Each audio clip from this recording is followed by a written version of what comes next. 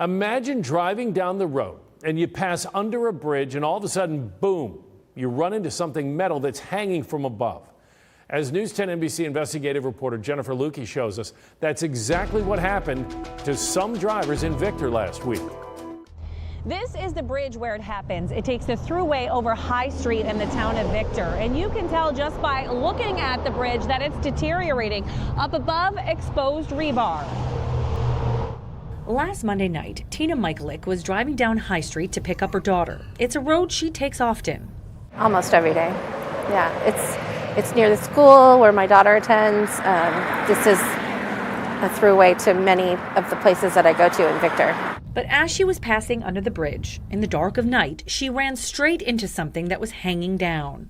Just out of nowhere in the dark, I didn't see the rebar, but there was rebar hanging down, and it just came through my windshield. And it was more the sound that was so shocking, but yeah, it was in my car. My windshield was destroyed and concrete and glass everywhere. She pulled over, called 911, and tried to warn other drivers while she waited for police. 2 more cars hit the rebar. One moved on and one stayed. So I tried to flag them down and warn them, but you just don't expect ever to run into something like that. According to the state's bridge inspection database, this one was built in 1947, and the last time it had been inspected was in April of this year. Had you ever even considered the condition of this bridge before? Never. I don't look up. It's not lit. No, I just assume that it's all safe and good. Even with all this rebar still exposed, currently the bridge is not considered to be in poor condition. But clearly, this was a dangerous situation. That's the most and the worst of it is what if I had been over 8 inches, if she had been in the car with me.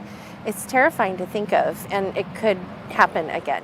A spokesman for the Thruway Authority tells me the bridge is safe, and as soon as it was alerted to the incident, maintenance and bridge inspection teams responded to make repairs. He says, quote, "It was determined that the issue stemmed from a leak in a concrete joint.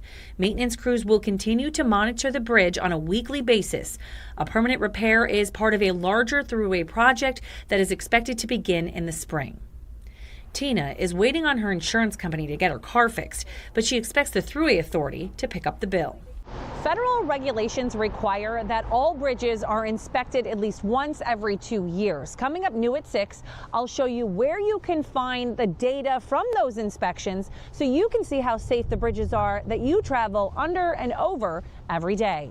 In Victor, Jennifer Lukey, News 10 NBC.